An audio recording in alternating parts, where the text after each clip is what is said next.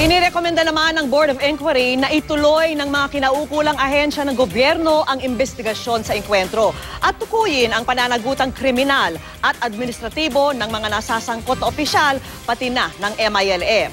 Sa gitna nito, agad namang dumepensa ang kampo ni dating PNP Chief Alan Purisima na siyang idinidiin na may pangunahing pananagutan daw sa engkwentro. Nakatutok si PR Kanghel.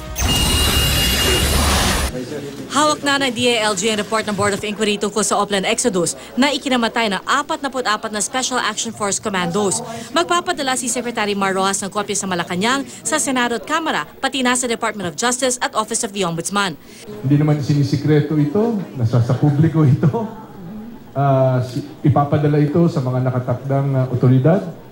So, step by step, itong justice ay nakakamit, no? Nabanggit sa report ng BOI ang partisipasyon ni Pangulo Aquino sa sumablay na operasyon para hulihin ang mga teroristang sina Zulkifli Binhir alias Marwan at Basit Usman.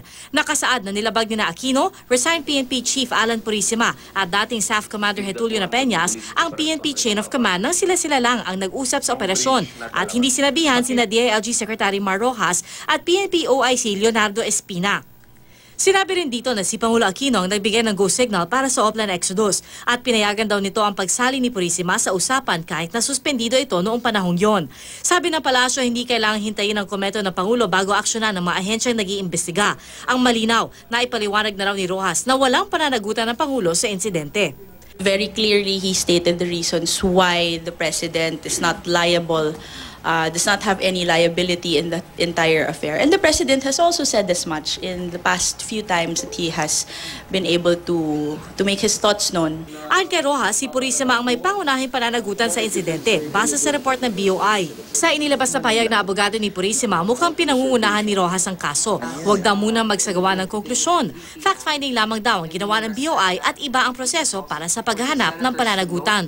Sasagot daw sila sa mga alegasyon sa tamang lugar at panahon. I believe that the task of the BOI was fact-finding in nature. Iba po ang fact-finding sa finding fault. Si General Purisima at that time ay suspendido na. At alam po yun ni General Napeñas. Kaya alam po nila na a suspended officer cannot give any orders, cannot give any instructions. Inaabangan na ng DOJ ang kopya ng BOI report pero habang wala pa itong nakukuha, tumanggi muna sila magkomento sa mga naging pahayag ng DILG tungkol dito. Ang iwasan natin ngayon, yung mga spekulasyon kasi may mga sectors na mga nag-fuel ng mga ganyan.